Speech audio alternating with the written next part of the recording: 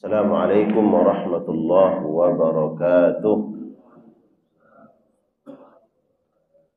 Alhamdulillah, alhamdulillahi rabbil alamin, hamdan tayyiban katsiran mubarakan fihi, yaliku bi jalalihi wa azimi sultanih. Asyhadu an la ilaha illallah wahdahu la syarika lah, wa asyhadu anna Muhammadan abduhu wa rasuluh, ballagha ar-risalah wa adda al-amanah wa nasaha al-ummah. وجاهد في الله حق جهاده وتركنا على محجة البيضاء ليلها كنهارها لا يزيغ عنها إلا هالك. اللهم صل وسلم وبارك وكرم وأنعم على هذا النبي الكريم وعلى آله وأصحابه ومن سار على نهجه واستنى بسنته إلى يوم الدين وبعد. اللهم لا علم لنا إلا ما علمتنا إنك أنت العليم الحكيم. اللهم علمنا ما ينفعنا وانفعنا بما علمتنا وزدنا علما وأصلح لنا شأننا كله ولا تكلنا إلى أنفسنا طرفة عين. آمين يا الله يا رب العالمين. Jemaah sekalian yang insyaallah senantiasa dalam lindungan dan rahmat Allah Subhanahu wa taala. Kita bersyukur kepada Allah di pagi hari ini kita kembali dapat melaksanakan berupa kewajiban kita kepada Allah Subhanahu wa taala. Salat subuh secara berjamaah. Allah hadirkan kita melaksanakan ibadah ini secara bersama-sama, berjamaah, dan insya Allah mendapatkan keutamaan yang sudah disampaikan dan dijanjikan oleh Nabi sallallahu alaihi wasallam.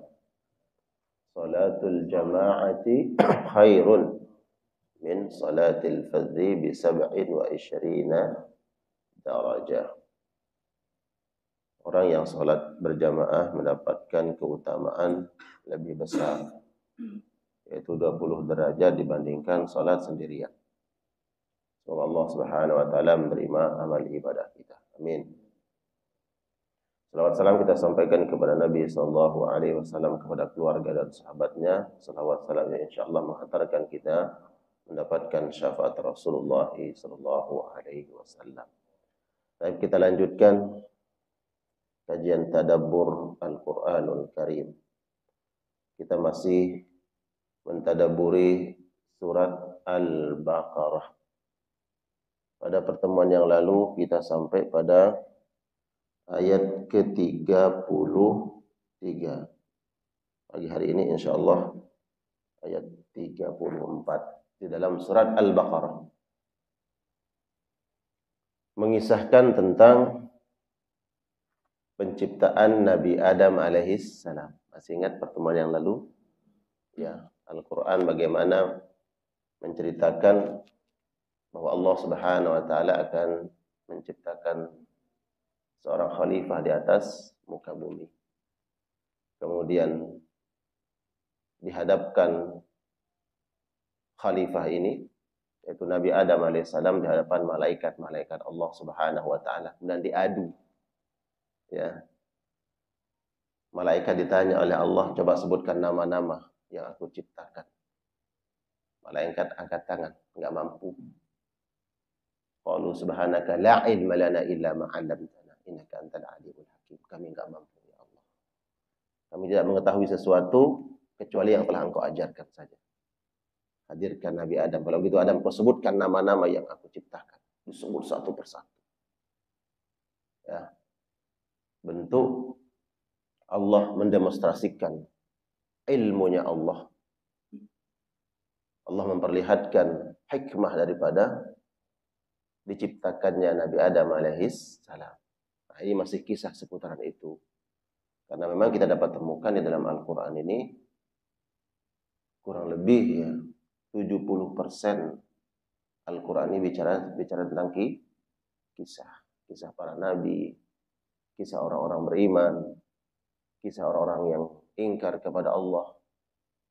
Kisah termasuk adalah kisah diciptakannya Nabi Adam alaihissalam. Baik, kita lanjutkan.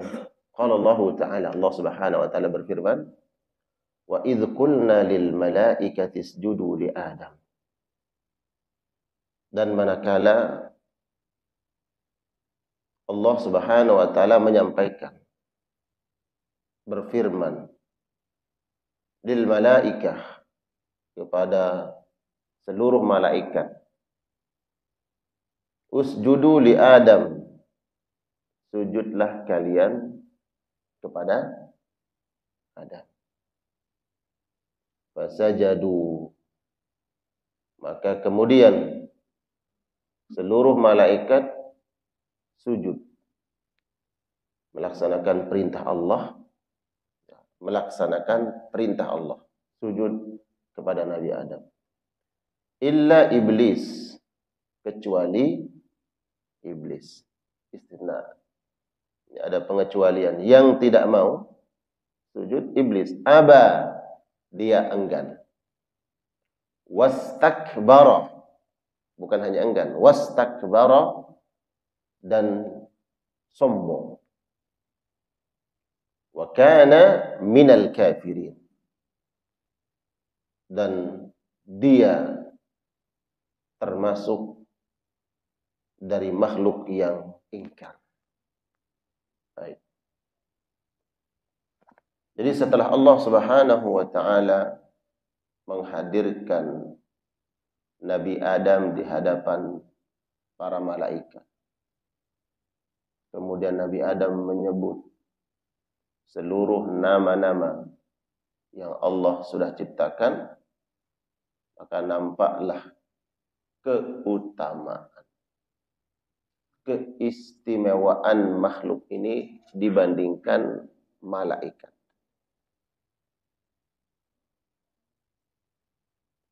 Dan yang Allah sebut ini, makhluk yang Dia ciptakan memiliki keistimewaan dibandingkan malaikat, adalah nenek moyang kita,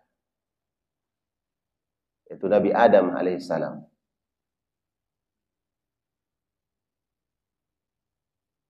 Walaqad karramna bani Adam. Allah berfirman, dan sesungguhnya kami telah memuliakan anak cucu Adam. Dari mana Allah memuliakan anak cucu Adam? Di antaranya adalah Allah jadikan buyutnya makhluk yang berkualitas. Biasanya kalau orang tuanya, ya, orang yang memiliki kelebihan-kelebihan, keutamaan-keutamaan, keutamaan dan kelebihan ini berpengaruh kepada anaknya. Ini anak siapa? Oh, anaknya bapak itu. Orang tahu. Ya. Jangan diganggu. Ya. Soalnya dia anaknya, sebut bapaknya. Kita ini siapa? Anak cucu Adam. Yang telah Allah demonstrasikan kemuliaannya di hadapan malaikat. Malaikat la ya'sunallaha ma amaruhum wa yaf'aluna ma yu'marun. Malaikat yang maksum, tidak pernah berbuat maksiat. Tapi di sisi lain, ketika Allah bandingkan ilmu Nabi Adam, nenek moyang kita, dibandingkan dengan malaikat, kalah malaikat. Mereka angkat tangan. Tapi Adam alaihissalam menyebutkan nama-nama yang Allah ciptakan. Nah, karena keistimewaan dan kemuliaan inilah menjadi sebuah alasan bagi Allah Subhanahu wa taala untuk memerintahkan malaikat sujud kepada Nabi Adam. Sujudnya apa? bukan sujud ta'abbudiyan, walakin ikraman wa ta'ziman. Sujud memuliakan dan menghormati. Karena ada keistimewaan yang Allah berikan kepada Nabi Adam yang Allah tidak berikan kepada malaikat. Maka silahkan malaikat kau sujud kepada Adam. Tapi bukan ta'abbudiyan. Bukan untuk menyembah. Karena dia Allah yang berhak untuk disembah. Kemudian dia perintahkan makhluk yang lain, silahkan kau menghormati dia. Ya. Karena sujudmu itu bukan untukku, maka itu bukan ibadah. Tapi ta'ziman wa takriman. Dan Allah yang perintahkan. Jadi ini Allah yang perintahkan. Semua malaikat la ya'sunallaha ma amarahum wa yaf'aluna ma yu'marun. Mereka taat, tunduk, patuh. Fasajadu, langsung. Ya, setelah Allah perintahkan, tidak ada jedah dalam ayat ini. Langsung fasajadu. Allah sampaikan, maka semua malaikat sujud. Menunjukkan apa? Malaikat enggak pikir-pikir dulu. Ini boleh enggak nih sujud kepada selain Allah? Selama ini kan saya sujud sama Allah. Ada malaikat yang sujud. Ada malaikat yang mentasbih. Yuk, kok tiba-tiba ini kita disuruh sujud ke Adam? Ya. Pikir-pikir dulu, enggak. Yang dia lihat adalah al-amru, perintah. Ya, sajadu, maka seluruh malaikat kemudian sujud, langsung merespon. Istijabah al-fauriyah. Langsung merespon dengan cepat. Illa iblis, yang tidak mau sujud, makhluk yang bernama iblis. Apa alasannya? Aba wastakbara. Ini sudah jelas jawabannya. Jadi jangan terpengaruh oleh orang yang berargumentasi bahwa iblis itu lebih tinggi tauhidnya dibandingkan malaikat. Yuk, kenapa? Kan sujud itu untuk Allah. Karena sujud hanya untuk Allah, sehingga iblis nggak mau sujud kepada Adam. Saking murninya tauhidnya. Ini otak-atik yang salah. Melawan dalil yang kuat. Karena Allah biar nggak ada lagi yang berargumentasi seperti itu, sudah ada jawabannya dalam Al-Quran. Aba, itu penyebabnya. Bukan kemurnian tauhid. Karena ada orang yang kemudian coba-coba untuk membela iblis. Karena mungkin dia pengikutnya kan. Kalau pengikuti biasanya akan membela yang dia ikuti. Ya, followernya. Runut-runut ternyata dia nggak pernah sholat. Pantesan bela iblis. Sudah jelas jawabannya. Penyebabnya itu aba. Dia enggan. Aba imtana'a. Dia enggan melaksanakan perintah Allah. Wastakbara, bukan hanya imtana'a saja. Wastakbara, dan dia merasa lebih unggul daripada Adam. Merasa lebih baik. Istakbara, yastakbur, istikbaran itu merasa lebih istimewa. Takabur itu kan dia merasa bahwa orang lain tidak seperti dia, atau dia merasa lebih baik dari orang. Ya. Jadi penyebabnya jelas. Aba wastakbara, dia imtana'a, enggan.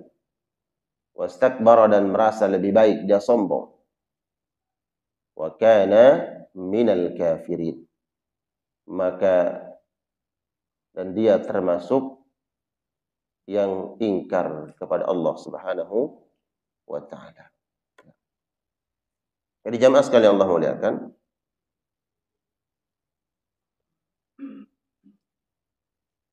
bahwa keengganan daripada iblis, laknatullah alaih. Ya, boleh kita mengatakan laknatullah alaih. Semoga Allah melaknatnya, karena memang sudah dia mal'un di dalam Al-Quran. Sesuatu dan yang sudah vonis oleh Allah mal'un, nggak apa-apa kita sebut mal'un. Mal'un itu terlaknat. Ya. Iblis laknatullah alaih. Oh, jangan laknat iblis, nggak boleh. Al-Quran sudah melaknat. Ya. Karena sudah dipastikan bahwa dia mal'un. Yang tidak boleh adalah ketika Al-Quran tidak memastikan, tidak menyebut, sehingga kita nggak boleh melaknat siapapun. Ya. Karena bisa saja sesuatu yang kita laknat hari ini, di kemudian hari dia mendapatkan rahmat Allah, mendapatkan hidayah. Tapi yang jelas-jelas sudah divonis oleh Allah dalam Al-Quran, mal'un, nggak apa-apa. Iblis laknatullah alaih. Ya. Iblis yang telah dilaknat oleh Allah Subhanahu wa ta'ala. Wa qala ba'da, kemudian berikutnya, wa qulna ya Adam. Setelah malaikat bersujud kepada Nabi Adam, kemudian Allah memutuskan untuk Nabi Adam alaihissalam tinggal di surga. Dan kami katakan, ya Adam, wahai Adam, uskun anta, tinggallah engkau, wa zawjuka, dan istrimu, al-jannata, di surga. Wa kula minha ragadan haitsu syi'tuma, dan makanlah di dalam surga ini ragada, nikmat-nikmat yang menyenangkan, nikmat Allah, haitsu syi'tuma, yang engkau pilih, yang engkau senangi, yang engkau inginkan. Wala taqraba, dan jangan sekali-kali kau berdua mendekati hadhihi syajarah, pohon ini, fatakuna minadh dhalimin, maka engkau akan menjadi orang-orang yang zalim. Jemaah sekalian Allah muliakan, setelah Allah sampaikan bentuk nikmat, keistimewaan yang Allah berikan kepada Nabi Adam, di situ tidak luput dari ujian. Nah, tinggal di surga, silahkan kau nikmati semua ya, fasilitas yang ada di surga, makan dan minum, semua yang ada dicukupkan oleh Allah. Tapi ada ujiannya. Ada yang dilarang oleh Allah Subhanahu wa ta'ala. Wala taqraba hadhihi syajarah, jangan engkau dekati pohon ini. Dekati pun jangan, apalagi sampai memakan buahnya.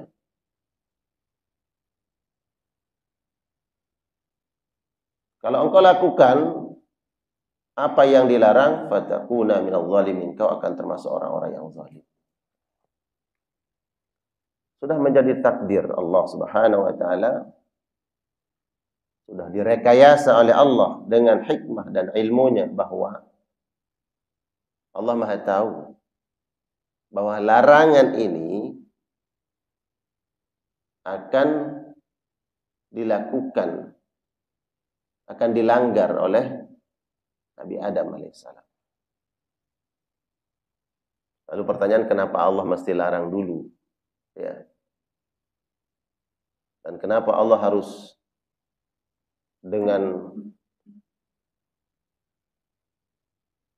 ada larangan, kemudian Nabi Adam melanggar larangan itu, yang menjadi penyebab dia harus turun ke bumi? Apakah hikmahnya harus kita tahu semuanya? Kita sudah sampaikan pada pertemuan yang lalu. Tidak semua apa yang Allah takdirkan terjadi harus kita tahu hikmahnya. Tidak semua. Bila kita ingin mencari hikmahnya, kemudian ketemu hikmahnya, alhamdulillah. Tapi bila kita tidak menemukan hikmahnya, maka jangan mengalamatkan keburukan kepada Allah. Kenapa harus lewat cerita yang panjang? Ditinggal di surga, kemudian dilarang untuk makan bakhaldi. Akhirnya Nabi Adam memakan bakhaldi, kemudian jatuh kepada maksiat ini, kemudian terusir. Kalau kita temukan hikmahnya, alhamdulillah. Tidak menemukan, wallahu ya'lamu wa antum la ta'lamun. Jawaban Allah kepada malaikat. Kenapa harus diciptakan Adam? Wallahu ya'lamu wa antum la ta'lamun. Ya. Dalam semua hikmah begitu jawabannya. Wallahu ya'lamu wa antum la ta'lamun. Allah Maha mengetahui dan kalian tidak mengetahui. Qala inni a'lamu ma la ta'lamun. Allah mengatakan kepada para malaikat, aku mengetahui apa yang kalian tidak ketahui. Jadi ada ujiannya. Pelajaran bagi kita disebutkan oleh para ulama bahwa hati-hati.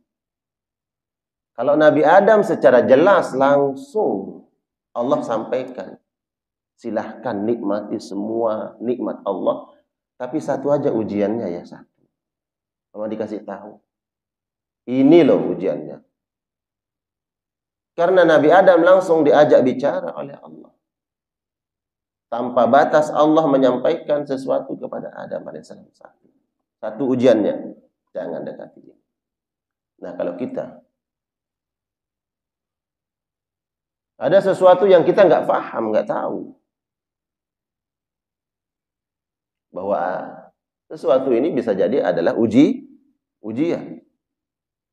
Kita nggak langsung diajak bicara oleh Allah. Nah, pesannya adalah hati-hati kita dalam nikmat karunia yang Allah berikan. Hati-hati itu di nikmat itu. Ada ujian-ujiannya, ada cobaan-cobaan. Kitalah yang kemudian harus pandai-pandai ya, melihat bahwa ketika Allah anugerahkan nikmat, di saat yang bersamaan di situ ada ujian dan cobaannya. Tinggallah Nabi Adam alaihissalam di surga menikmati ya. Berapa lama? Allah alam bisawab. Al-Quran nggak menceritakan. Pertanyaan mungkin, Ustaz, berapa lama Nabi Adam tinggal di surga? Sebulan, 2 bulan, setahun, 2 tahun. Para ulama tidak menyebutkan, bahkan Nabi tidak. Ya, kalaupun kita pengen tahu seandainya mal faidah, apa keutamaannya? Gitu. Jadi berapa lama Nabi Adam alaihissalam tinggal di surga? Allah a'lam.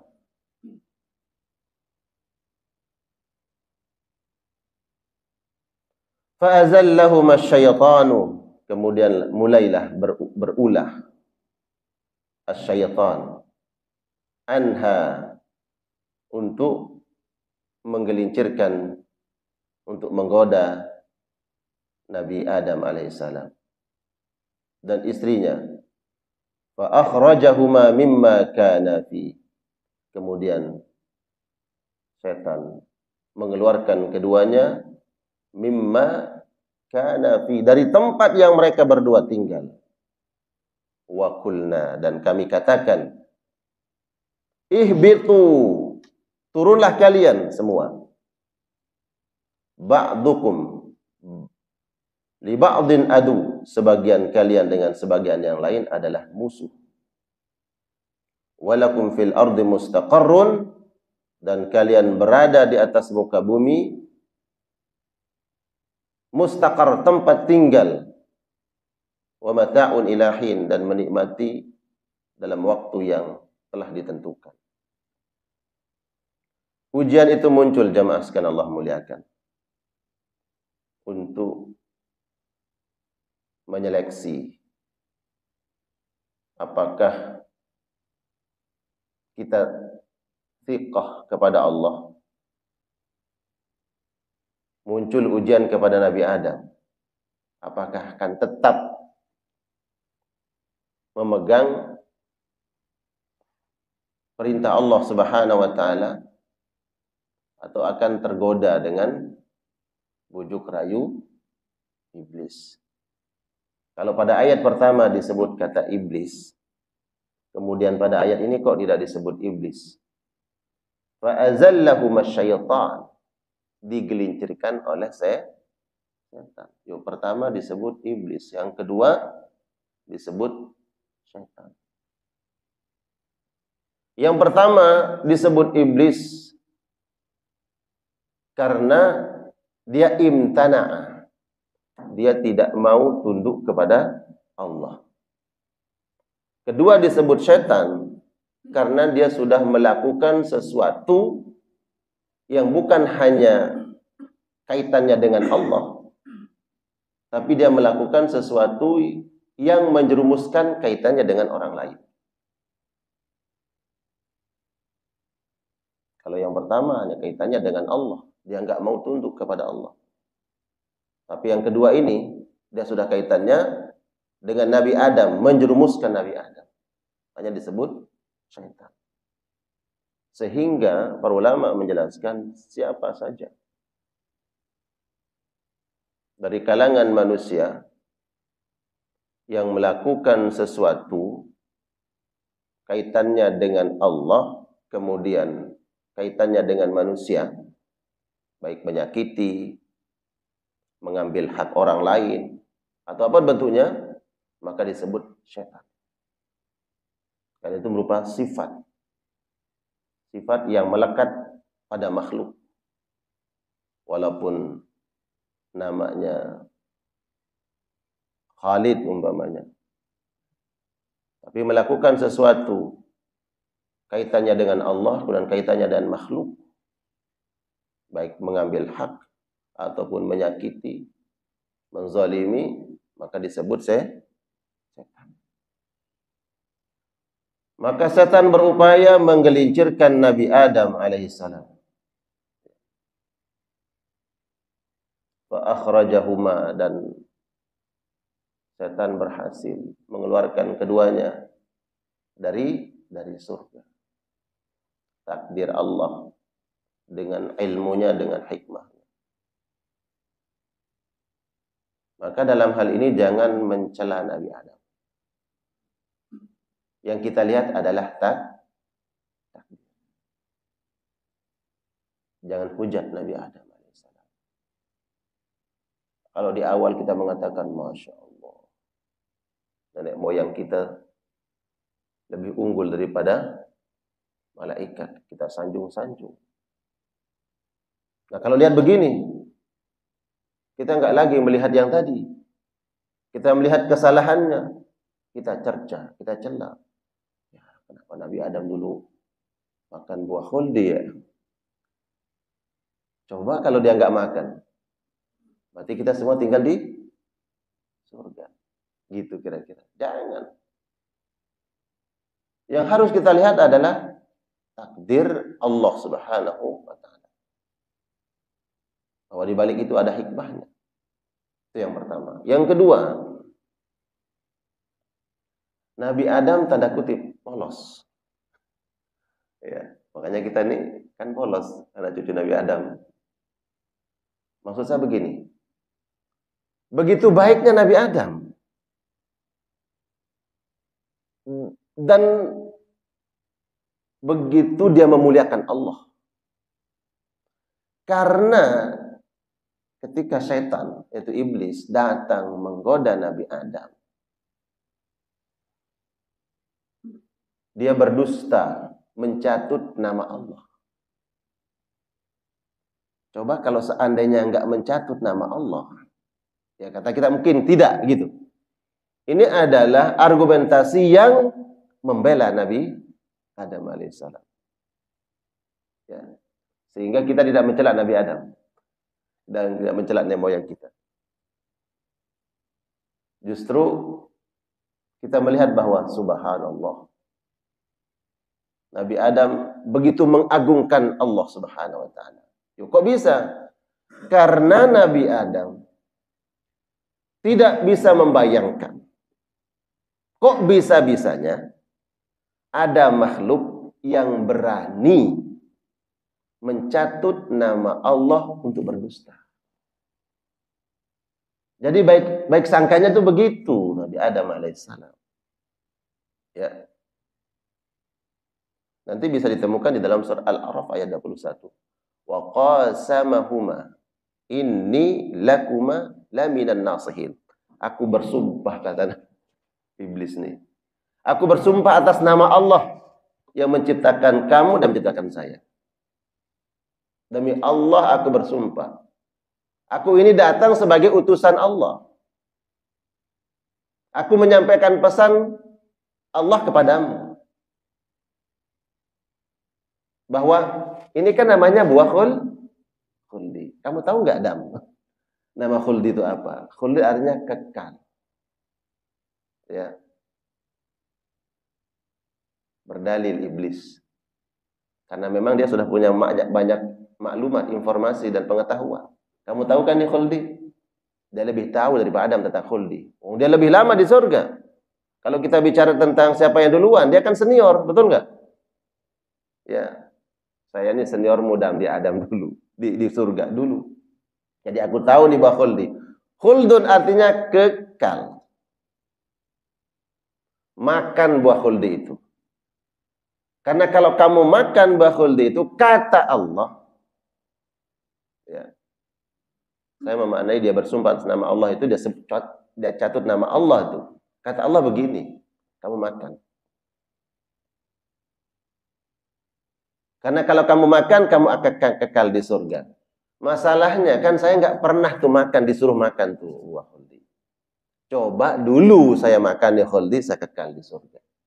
Karena saya nggak makan buah khuldi, akhirnya saya terusir. Nah, kata iblis, saya tidak mau keburukan yang menimpa saya itu terjadi kepada kamu. Cukuplah saya yang terusir dari surga. Subhanallah. Kita katakan subhanallah, begitu pandainya iblis ya berdusta, berbohong, memanipulasi, berkata yang seolah-olah sebagai pahlawan, tapi dia tetap setan. Maka dia wa qasamahuma inni lakuma laminan nasihin. Laminan nasihin. Allah yang sampaikan. Kalau kita paham gramatikal bahasa Arab, ya. Laminan nasihin itu aku. Ini sumpahnya luar biasa, bukan sekali. Wa qasamahuma. Dia bersumpah mencatut nama Allah. Karena qasam itu ya menggunakan nama Allah. Demi Allah. Ini itu taukid namanya. Nun taukid. Inna dalam ilmu nahwu disebut nun taukid. Sesungguhnya aku ini, pakai sesungguhnya. Lamina, lam taukid lagi. Benar-benar, udah gimana lagi tuh. Jadi sumpahnya berapa kali tuh? 1, 2, 3. Cuman ingin menyampaikan makan. Jadi mungkin poin-poin yang perlu kita ambil pelajaran juga adalah ya kita harus hati-hati kalau ada orang yang banyak bersumpah.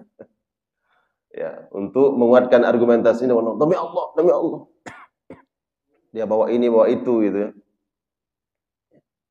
Bersumpah. Jadi barulah kemudian Nabi Adam alaihissalam apa iya. Kalau kita bicara sejarahnya ya, dalam beberapa asar disebutkan Nabi Adam awalnya ya tetap memegang prinsip tadi. Jangan dekati. Itu larangan Allah. Iblis enggak mempan kepada Nabi Adam, datang kepada istrinya. Hawa. Digoda. Lewat Hawa lah kemudian Nabi Adam dibisikkan. Ya. Menunjukkan kalau kita bicara tentang ya laki dan perempuan. Maka di sini salah satu hikmahnya adalah kenapa kalau saksi menjadi saksi cukup dengan satu saksi laki-laki, Sedangkan perempuan harus 2. Kalau saksi butuh 2, berarti laki-laki cukup 2. Kalau perempuan semuanya jadi 4. Di balik itu ada hikmahnya. Digodalah Hawa. Kemudian Hawa yang merayu suaminya. Udah benar. Kan dia pakai nama Allah. Dia bersumpah. Nggak mungkin bohong nih. Ya kan orang pasti ada benernya, ada baiknya. Ya. Kali ini mungkin dia taubat kan gitu. Dulu di awal memang dia nggak mau taat sama Allah. Mungkin sekarang dia taubat. Dia ingin berbuat baik. Dia nggak ingin kita keluar terusir dari surga. Ya udah ayo. Akhirnya ya singkat cerita, mereka memakan buah khuldi. Ya. Tapi penyebabnya apa tadi? Bahwa setan atau iblis ini sudah berani berdusta atas nama Allah. Sehingga Nabi Adam ya, tergoda, tertipu karena dia tidak menyangka bahwa ada yang berani mencatut nama Allah untuk berdusta. Baik sangkanya. Husnuzannya Nabi Adam alaihissalam. Ya. Berlakulah kemudian takdir Allah. Kulna, kami katakan. Ya. Kami katakan, ihbitu ba'dukum li ba'din adu. Saya usir kalian. Ihbitu bentuknya jamak. Iblis, Adam alaihissalam, kemudian Hawa. Ihbitu ada wawu jamak. Sehingga kalau dalam bahasa Arab itu jamak itu mulai dari 3. Ya, bukan 2. 1 mufrad, 2 musanna, 3 jamak. Kalau para ahli nahwu dalilnya ya ini. Berarti ketika Allah mengatakan ihbitu bentuknya jamak karena 3 sosok. Sosok iblis, kemudian Adam alaihissalam, kemudian Hawa. Kami usir kata Allah kalian ke bumi. Ba'dukum li ba'din adu. Maka aku sampaikan ya bahwa sebagian kalian dengan sebagian yang lain adalah musuh. Maksudnya antara Adam dengan nanti anak keturunannya, iblis dengan pengikut-pengikutnya, saya nggak katakan keturunan, pengikut-pengikutnya, sebagian dengan sebagian yang lain. Yang kedua, kelompok ini menjadi musuh bebuyutan ila yaumil kiamah, sampai hari kiamat. Nah, inilah yang kemudian Allah tekankan kepada Nabi Adam alaihissalam, yang penekanan itu tertuju kepada anak keturunan Nabi Adam alaihissalam. Jadi kalau ada orang yang mengatakan Anda punya musuh enggak, Pak? Nah, saya enggak punya musuh, bohong. Ada musuh kita. Allah yang katakan. Ya. Siapa musuh kita? Setan. Setan itu siapa? Setan itu sifat. Ya. Siapapun yang membangkang kepada Allah, kemudian ingin menyakiti, mengajak kepada yang maksiat, melanggar hukum Allah, menggelincirkan dari kebenaran, itulah setan. Maka itulah musuh kita. Ya. Maka hati-hati. Ya. Musuh dalam terminologi Al-Qur'an. Ya. Ba'dukum li ba'din adu. Sebagian kalian dengan sebagian yang lain adalah musuh.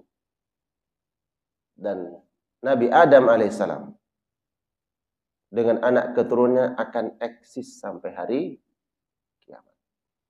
Begitu juga iblis dengan pengikut-pengikutnya akan eksis sampai hari kiamat. Ada pengikutnya, ada penyokongnya, ada pembelanya. Kedua kelompok ini akan terus ada. sampai hari kiamat. Dan akan memperjuangkan, setiap kelompok ini akan memperjuangkan apa yang dia bawa. Nabi Adam alaihissalam terusir ke muka bumi. Iblis terusir ke muka bumi. Ke muka bumi untuk menggoda manusia dengan anak keturunannya. Allah takdirkan Nabi Adam alaihissalam nanti beranak pinak keturunan. Dari setiap anak keturunan Nabi Adam ada yang diangkat menjadi nabi dan rasul yang akan membawa ajaran risalah tauhid. Dan yang kelompok ini akan tetap ada. Terus ada yang menyokongnya dan membelanya. Ini memperjuangkan al-haq, kebenaran, anak keturunan Nabi Adam alaihissalam. Yang ini dia akan memperjuangkan kebatilan dan menghalangi kebenaran. Sudah itu. Makanya kemudian adun satu sama lain. Dia kelompok ini akan terus berseteru. Ya. Karena ini akan memperjuangkan kebenaran. Sedangkan yang ini akan menghalangi kebenaran. Maka yang ini akan membela kebenaran. Yang ini akan membela kebatilan. Terus berseteru. Ya. Itu sudah sunnatullah. Takdir Allah. Ya. Nah, yang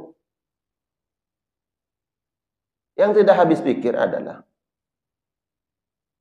kenapa salah ambil kelompok gitu. Ya kan? Kita udah jelas tentang keturunan Nabi Adam alaihissalam.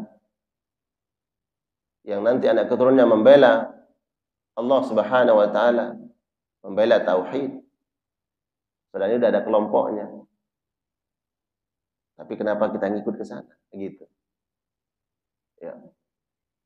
Mengikuti kelompok daripada iblis. La'natullah alaih.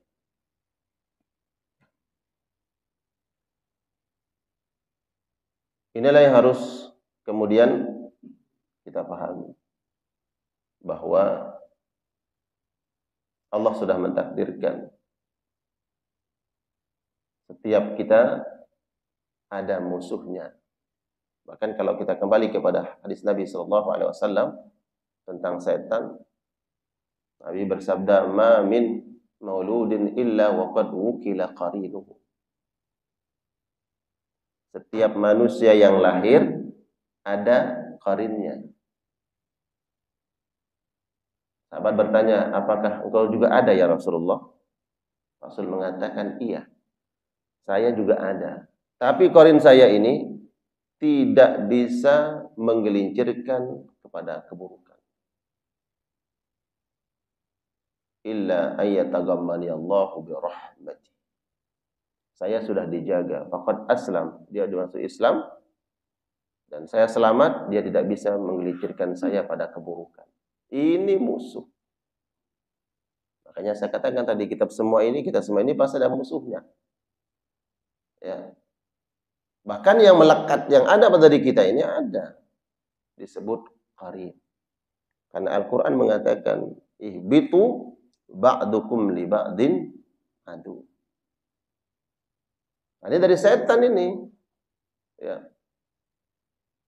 Dia akan menggelincirkan kepada keburukan. Kata Nabi, saya ini sudah diselamatkan oleh Allah dari qarin saya, sehingga dia tidak bisa menggelincirkan saya pada keburukan. Kata para ulama menjelaskan hadis ini, hanya Nabi SAW satu-satunya manusia yang Allah bebaskan dari musuhnya yang ini. Nah, kalau kita enggak. Ini yang harus kita lawan musuh kita. Bicara tentang musuh yang melekat pada diri kita. Dia sampai kita meninggal dunia baru lepas nih musuh. Dia enggak nampak, enggak terlihat. Tapi dampaknya terlihat. Pengaruhnya terlihat. Kita ingin berbuat baik, dia yang bisikin. Apa itu? Ya kan? Kita udah tidur subuh, Allahu Akbar azan. Kata dia nih, tunggu ntar pas qomat aja. Ya kan, bisikin. Ya. Iya, itu lagi kita. Ternyata udah selesai sholat berjamaah baru bangun. Kata dia, nggak apa-apa. Nggak apa-apa. Dia bisikin musuh. Karena dia nggak ingin kita dapat kebaikan. Kan begitu karakter dan sifat musuh. Dia nggak ingin mendapatkan kita kebaikan.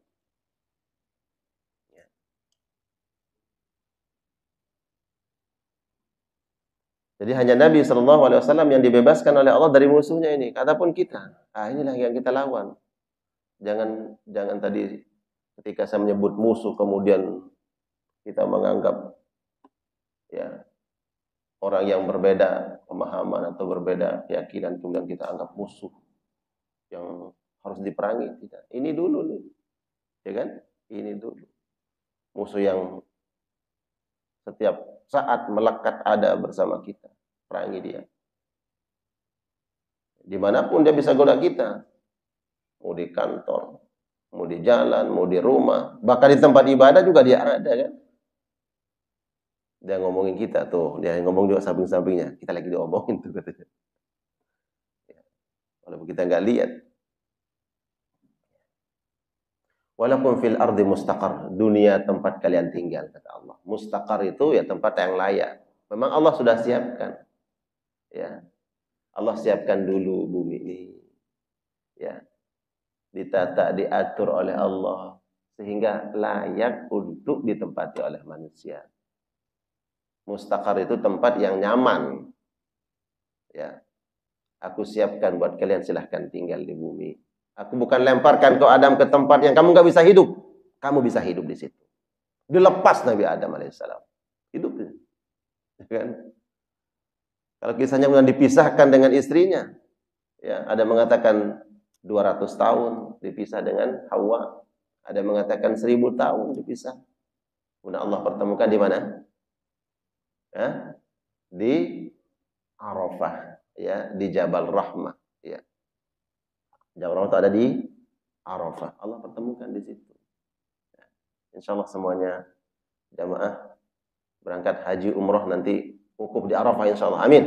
Amin ya Allah. Wukuf di Arafah. Amin. Berangkat haji semuanya. Insya Allah. Allah kuasa.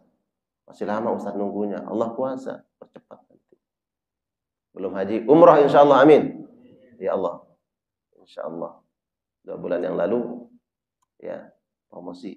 2 bulan yang lalu saya bawa jamaah. Ya. Bukan 2 bulan lalu. 2 minggu yang lalu. Ya. Insya Allah November ini. Bawa jamaah plus Aqsa. Tapi saya lihat nih kondisinya sekarang hujan-hujanan itu. Ya, tapi Allah kuasa. Kalau Allah izinkan saya masuk Aqsa, insya Allah pertengahan November masuk Aqsa, insya Allah bawa jamaah. Ya. Mudah-mudahan kita bisa berangkat bareng, insya Allah, amin. Ya. Mustaqar Allah disiapkan oleh Allah. Ya. Sehingga dipisah dulu Nabi Adam alaihissalam dan istrinya, kemudian dipertemukan di Arafah. Di situ bayangkan 200 tahun pisah dengan istri gimana? Gimana Pak? 200 tahun pisah. Ya Allah. Ada mengatakan 1000 tahun. Allah pertemukan. Allah tahu. Nabi Adam udah rindu. Ya.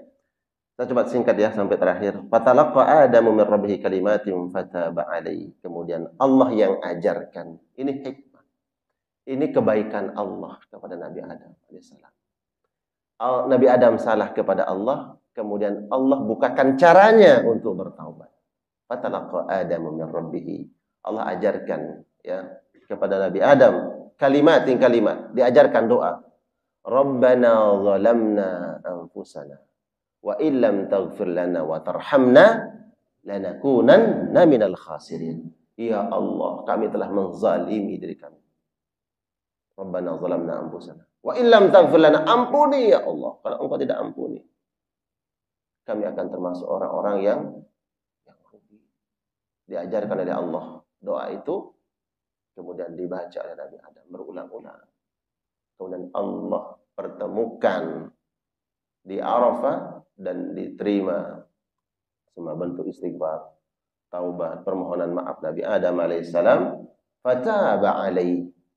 Allah yang mengajarkan bagaimana cara bertaubat dan Allah menerima taubat Nabi Adam. Itu bentuk rahman dan rahimnya Allah Subhanahu wa taala.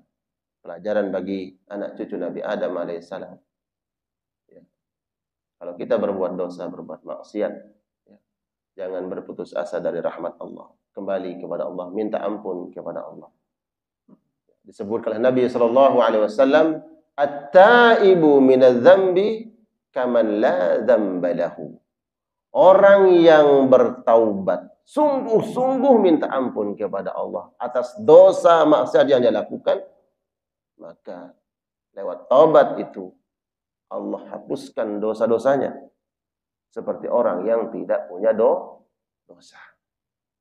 Jadi pintunya diajarkan oleh Allah. Ya, pintu taubat. Jadi kita baca doanya, Rabbana zalamna anfusana wa illam taghfir lana wa tarhamna lanakunanna minal khasirin innahu huwat tawwabur rahim. Dia Allah yang Maha menerima taubat dan Maha kasih sayang. Ya, karena rahmat Allah lah kemudian Allah pertemukan itu Nabi Adam alaihissalam di Jabal Rahmah di Arafah. Ya. Karena rahmat Allah Subhanahu wa taala. Taib jamaah sekalian Allah muliakan, syuruk yang 35 ya. Izin ya, mungkin saya enggak seperti biasa, nanti jamaah mungkin ada yang ada sarapan kan ya. Alhamdulillah, izin saya harus mengantar anak saya ke pesantren. Dia titik kumpulnya di Taman Mini jam 6:30. Ya, sudah di Taman Mini 6:30 karena ke pesantren di Jawa Tengah. Ya, jadi izin setelah kajian ini saya minta pamit untuk antar putra saya. Barakallah. Masih ada waktu untuk ingin sharing, ada tanya jawab. Waktu syuruk sudah masuk, jadi tunggu kira-kira 2 menit untuk bisa sholat sunnah isyraq. Ya. Ya, monggo Pak. Barakallah. Ya. Ya. Baik, pertanyaannya. Qarin itu mengajak kepada kebaikan atau tidak? Qarin ada 2. Ya, satu qarin dari bangsa ini nih, setan. Apakah dia mengajak kebaikan? Sama sekali tidak. Karena Nabi mengatakan, faqad aslama, qarin saya ini sudah masuk Islam. Dan riwayat lain menyebutkan makna aslama adalah saya fa uslim, saya diselamatkan oleh Allah.